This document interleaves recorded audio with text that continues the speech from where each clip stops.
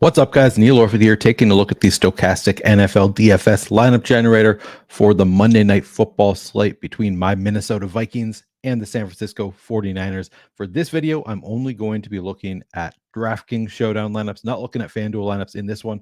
I'll be doing another video taking a look at what the lineup generator is giving us for FanDuel as well. So if that's what you're looking for, it's going to be another video right here on the Stokastic channel. While you're coming in, please like the video, subscribe to the channel if you haven't already done so, and hit that notification button so you can get alerts when our shows go live.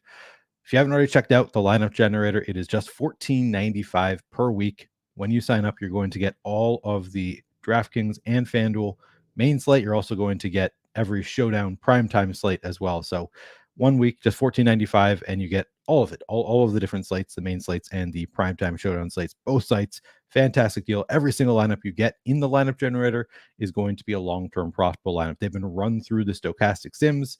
The Sims have thrown out any lineup that was not long-term profitable. All you're getting here is the long-term profitable lineup. So again, we're going to look at the DraftKings Showdown lineups in this video for Monday Night Football. And for Showdown lineups, I like to look at just the contrarian lineup. So you can choose if you want to look at chalky lineups, balanced lineups, contrarian lineups. For Showdown, I know that I'm always looking for lineups that are not going to be duplicated a ton. I think the highest EV lineups are lineups that are not going to have to split, 100 ways, 200 ways when they win. I want lineups that are only going to be splitting with, 5 other people, 10 other people. Not necessarily unique. Obviously, you'd love to have a lineup that is not duplicated at all, but I want to minimize my dupe, so I'm going to be looking at contrarian lineups here. You can also choose your game script if you want to. So, for example, this top button, this is if you expect both teams to go over their implied team total. The bottom button, both going under, and then you can choose, different splits here. Very cool for the Showdown product, but I'm just going to use standard projections. All right, and now I'm just going to go through until I find 3 lineups that I think look like good large field GPP lineups that have a real shot at winning the GPP, and also when they win are not going to be duplicated a ton. So the first thing I look at, I'm always assuming now that they're going to project well enough. You're not going to get a lineup that doesn't project pretty well. So I'm looking at a couple things. I'm looking at the correlations, and I'm looking at if it has uniqueness factor. So in terms of correlation, all I really care about is the quarterbacks, because the quarterback is outscored by the pass catcher on every single play. Yes, there are other correlations, to be clear, in your lineups. But the most important, I think, kind of the mandatory correlations is I don't want to play like a quarterback who never runs the ball. I don't want to play him naked, because anytime the quarterback passes the ball, he is outscored by the pass catcher. So I want to have the quarterback with at least one pass catcher in most scenarios. Here, we don't have any quarterbacks in this lineup to worry about. So all we have to worry about is this going to have a real shot at winning, and is it also going to be fairly unique when it wins? And we can see right here, Cam Akers in the captain spot, very unique, 0.7% projected ownership. We've got Akers with Madison here. So this would be a game script where the Vikings are just able to run all over the 49ers. That is their game plan. It's interesting. So we also have Jordan Addison and TJ Hawkins there. So I shouldn't say that's the game plan, but maybe we need Akers at his price tag. Doesn't need to do all that much. Maybe falls into the end zone. Ayuk and McCaffrey, Addison, Hawkins at all racking up PPR points. A lot of different ways that these players can score fantasy points without bringing along the quarterback, because again, pass catcher outscores the quarterback on every single passing play. This one also leaves 1,500 on the table. So in terms of uniqueness, I think with Cam Akers in the captain spot and leaving 1,500 on the table, I don't think this lineup would be duped a ton. I think that this is good from a uniqueness standpoint. It's a little bit tough to see Cam Akers working out in the captain spot without like totally supplanting Alexander Madison or taking a lot of his role. But it is certainly plausible that the Vikings are just able to run really well in this game. So I do think that this is a lineup that I would play. This is not one that I would throw out of my player pool. Looks like a good lineup that is going to be fairly unique here. So we're hoping Cam Akers takes on a bigger role than he has had so far in the Vikings in this lineup, but I think that is plausible. Vikings could put up some points here. So I like this lineup. I think this one works. All right, second lineup we have here. Again, so we have Brock Purdy in here naked. I don't think I would play this one. So right away, it's leaving plenty of salary on the table. I don't think I could play this one because for me, Brock Purdy just doesn't run the ball enough that I want to play him without pass catchers. It is somewhat possible. He does have 2 rushing touchdowns on the year. So if you, in a 150 set, if you want to play Brock Purdy naked in the flex, I think that it is viable, but I don't really love it. So I don't think that this is a lineup that I would play here. I'm going to skip this one. All right, now we have Brock Purdy in the captain spot. So generally, if I have Purdy in the captain spot, I want to have multiple pass catchers with him because he's putting up a big score. He doesn't run that much, so he's probably doing it by bringing along multiple players.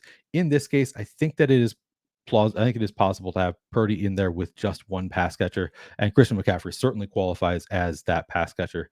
Uh, McCaffrey also more expensive than Purdy, so that's a little bit of a factor here. I think that this is a lineup that could work out here. Purdy, throw in a touchdown to Christian McCaffrey, maybe even 2 touchdowns to Christian McCaffrey. Maybe he rushes one in. I think that it's possible to have Purdy in here with just McCaffrey, just the one pass catcher. We got Brandon Powell in there taking on a little bit of a bigger role with Justin Jefferson out. Josh Oliver in there. Maybe he scores a touchdown, pays off that $200 price tag. We got Kirk Cousins with 3 of his pass catchers. I think that this is a plausible lineup. I think I like this one for a large field GPP. And I want to specify here every lineup. My whole analysis is assuming large field GPP. So if you're playing in a GPP with 100 people in, or you're trying to play cash games, none of my analysis makes any sense for those in terms of trying to get unique, that kind of stuff. I am talking only for the largest field GPPs when I'm picking out lineups that I like. So I think this one for the largest field GPP is going to be unique enough, and I think that it is plausible, could potentially win. So I like this second lineup that I would play. All right, this one we have Purdy here. We don't have Kirk Cousins, so we have to worry about only Purdy's correlations, and it looks good. We've got Ayuk, McCaffrey, Juszczyk, Ronnie Bell all in there for the Niners. So plenty of pass catchers there with Purdy. We've also got McCaffrey in the captain spot who can score both on the ground and through the air. So McCaffrey obviously going to look good in the captain spot. We don't have any, I guess, Juszczyk and never mind. We actually have 2 pretty contrarian players here with Juszczyk and Ronnie Bell for the Niners. It's a little bit of a long shot, but we've got Deebo Samuel out. Maybe these other receivers take on a bigger role, like Ronnie Bell there. Maybe Juszczyk scores a goal line touchdown. I think that it is plausible, and it's leaving 1,800 on the table. So this one, certainly from a uniqueness standpoint, I think this is going to be a pretty unique lineup with both Juszczyk and Ronnie Bell in there. From a plausibility, actual odds of winning, like this is not the highest odds of winning with Juszczyk and Bell both in there. But again, large field GPP, you're typically just trying to find lineups that have some shot of winning. And I could see a scenario where this lineup works out. So I think that this is a third lineup that I could play. Now I'm just going to go through and I'm going to save lineups until we get to the end. And it'll show us our exposures across all of these lineups. And right now, we are saving up to 40 lineups. So you can see it says here maximum of 20 lineups, but we have actually been allowing up to 40. Some bonus lineups here. I must have discarded one. I only got 39, but either way, we can see generally what our exposures look like. We got Addison at 46%, and 46% of our lineups obviously taking on a bigger role with no Jefferson in there. He's just 7.6 thousand as the wide receiver 1. Alexander Madison has been the bell cow for the Vikings. Even with Cam Akers over, Madison's been getting most of the carries. So he's our second highest exposed player. Makes sense. Brandon Powell, again, taking on a bigger role with Jefferson out. KJ Osborne leads the Vikings in routes run this year. And then finally, so 4 Vikings top. I guess that's probably because we're doing contrarian lineups. Our 4 highest exposed are all Vikings players. Then finally, we get to Ayuk, who leads the entire NFL in air yard share on the team. Over 50% of the air yards for the Niners belong to Brandon Ayuk. So 36% there, 36% Hawkinson, 36% Purdy. George Kittle, 33% gets a little bump with Deebo Samuel out. And then finally, Kirk Cousins in there as well. Looks like we are pretty spread out in terms of our exposure here.